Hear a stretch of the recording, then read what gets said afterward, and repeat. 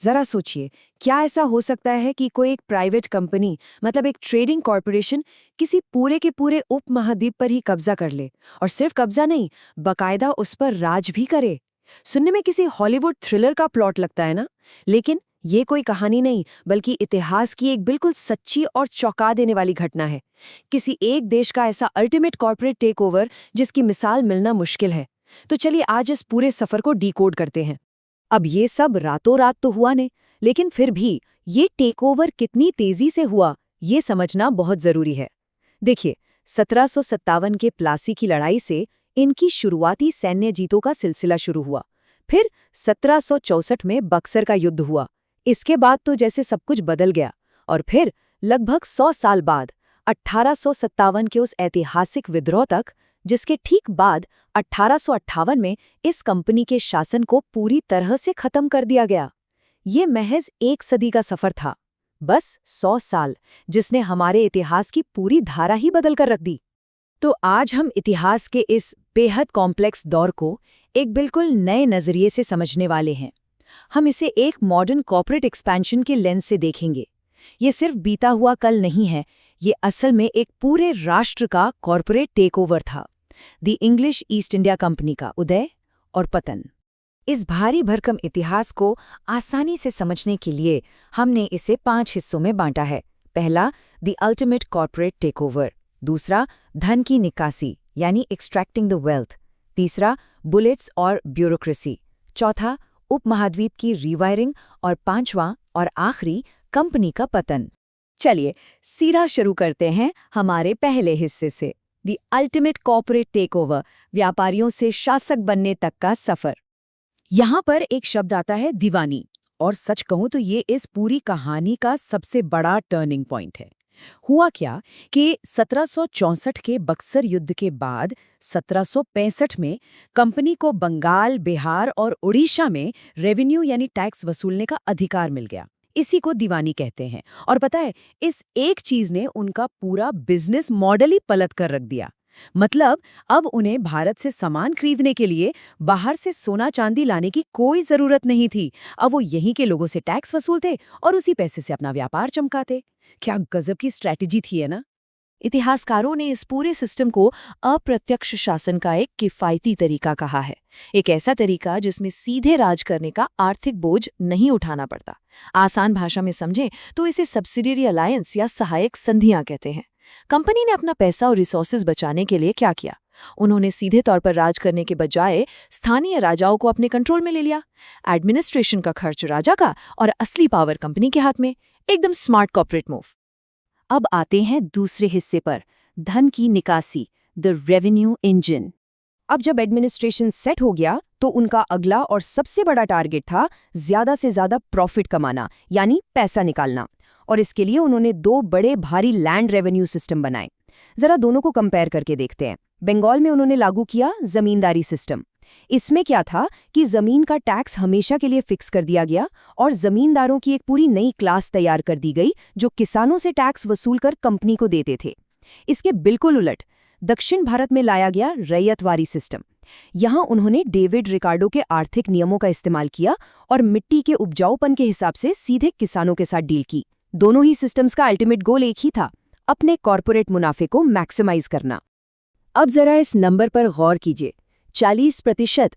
ये कोई छोटा मोटा आंकड़ा नहीं है। 19वीं सदी के बीच तक आते आते भारत से होने वाले टोटल एक्सपोर्ट का 40% हिस्सा सिर्फ और सिर्फ अफीम था। जी हाँ, अफीम। कंपनी को चीन के साथ अपने चाय के व्यापार की फंडिंग करनी थी, तो उन्होंने बिना किसी हिचकिचाहट के भारत में अफीम की खेती को बेहद एग्रेसिव तरीके से प्रमोट किया। और इसका इकोनॉमी पर क्या असर हुआ, वो सच में हैरान करने वाला है। देखिए, भारत जो कभी दुनिया में बेहतरीन क्वालिटी के कपड़ों का सबसे बड़ा एक्सपोर्टर हुआ करता था, उसे कंपनी ने सिर्फ ब्रिटिश कारखानों में बने सामान का एक बंधुआ खरीदार बनाकर छोड़ दिया। जरा सोचिए, 1850 में जो British textile import 5.2 million pound था, वो 1896 तक छलांग लगाकर सीधा 18.4 मिलियन पाउंड पर पहुंच गया। एक पूरी मैन्युफैक्चरिंग इकोनॉमी को महज एक कंज्यूमर मार्केट में बदल दिया गया। आगे बढ़ते हैं तीसरे हिस्से की तरफ, बुलेट्स और ब्यूरोक्रेसी, ह्यूमन रिसोर्सेज। अब एक सवाल उठता है कि भाई इतने विशाल कॉरपोरेट अंपायर को संभाला कैसे गया, पावर को कैसे मेंटेन किया गया।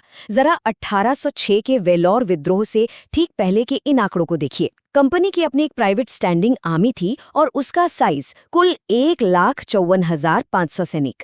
लेकिन इसमें सबसे बड़ा कैच क्या है? इसमें ब्रिटिश सैनिक सिर्फ 24,500 थे, जबकि 1,30,000 यानी भारी मेजॉरिटी भारतीय सिपाहियों की थी।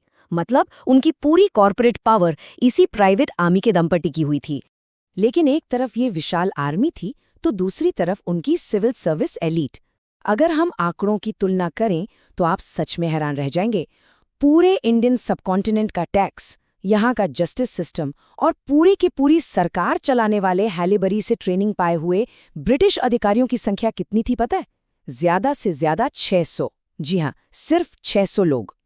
एक पूरा देश, इतनी बड़ी आबादी और उसे कंट्रोल कर रहा था सिर्फ 600 लोगों का एक बेहद छोटा लेकिन हद से ज्यादा पावरफुल नौकरशाही तंत्र। इतने मुट्ठी भर लोगों का एक पूरे देश पर राज करना, ये इतिहास की एक ऐसी अनोखी केस स्टडी है जिस पर आज भी दुनिया भर के स्कॉलर्स माथापच्ची कर रहे हैं। आज के मॉडर्न एकेडमिक जर्नल्स और रिसर्च पेपर्स भी लगातार इस अनूठे कॉर्पोरेट गवर्नेंस स्ट्रक्चर के पॉलिटिकल और डिप्लोमैटिक इम्पैक्ट्स को डिकोड करने में लगे हुए हैं। अब आते हैं चौथे हिस्से पर, उपमहाद्वीप की रीवायरिंग, इंफ्रास्ट्रक्चर और ऑपरेशंस। इतने बड़े स्केल पर ऑपरेशंस चलाने के लिए कंपनी को एक सॉलिड इंफ्रास्ट्रक्चर की सख्त जरूरत थी। 1853 में लॉर्ड डलहौजी ने जिन रेलवे ट्रंक लाइंस की सिफारिश की थी ना, वो कोई समाज सेवा के लिए नहीं बिछाई गई थी। कैलकाटा से लाहौर हो या बॉम्बे से मद्रास, ये पूरा का पूरा रेलवे नेटवर्क बहुत ही स्ट्रेटेजिक तरीके से डिजाइन किया गया था। इसका इकलौता मकसद था अंदरूनी कृषि क्षेत्रों को सीधे बड़े बंदरगाहों से जोड़ना, ताकि रॉ मटेरियल को जल्द से जल्द जहाज़ों में भरकर बाहर भेजा जा सके। और सिर्फ ट्रेनें ही नहीं, टेलीग्राफ नेटवर्क का बिछना भी इसी मास्टर प्लान का हिस्सा था। 1857 आते आते 4,500 मील से ज्यादा लंबी टेलीग्राफ लाइनें कैलकाटा, बॉम्बे, आगरा और मद्रास को कनेक्ट कर चुकी थी। इस नई टेक्नोलॉजी ने कंपनी के एडमिनिस्ट्रेटिव कंट्रोल को कई गुना बढ़ा दिया। और दिलचस्प बात यह है कि जब आगे चलकर विद्रोह भड़का तो यही तेज कम्युनिकेशन नेटवर्क उनके लिए एक बहुत बड़ा हथियार साबित हुआ। इंफ्रास्ट्रक्चर के साथ साथ उन्होंने एजुकेशन सिस्टम को भी रीवायर किया। 1854 का सर चार्ल्स वुड का एजुकेशन डिस्पैच इसका सबसे बड़ा सबूत है। हर प्रांत में नए डिपार्टमेंट, नई यूनिवर्सिटीज, ये सब क्यों? इसका मेन मोटिव उपयोगी ज्ञान देना था, जो उनके हिसाब से वो ज्ञान था जिससे एक ऐसी लोकल ब्यूरोक्रेसी तैयार हो सके जो उनके ऑपरेशंस को चलाने में उनके काम आ सके। एक तरह से अपने लिए मैन पावर तैयार करना। खैर, हर चीज की एक एक्सपायरी डेट होती है और कॉर्पोरेट एक्सपेंशन की भी एक लिमिट होती है। और यहीं से शुरू होता है हमारा आखिरी हिस्सा, कंपनी का पतन, द अल्टीमेट लिक्विडेशन।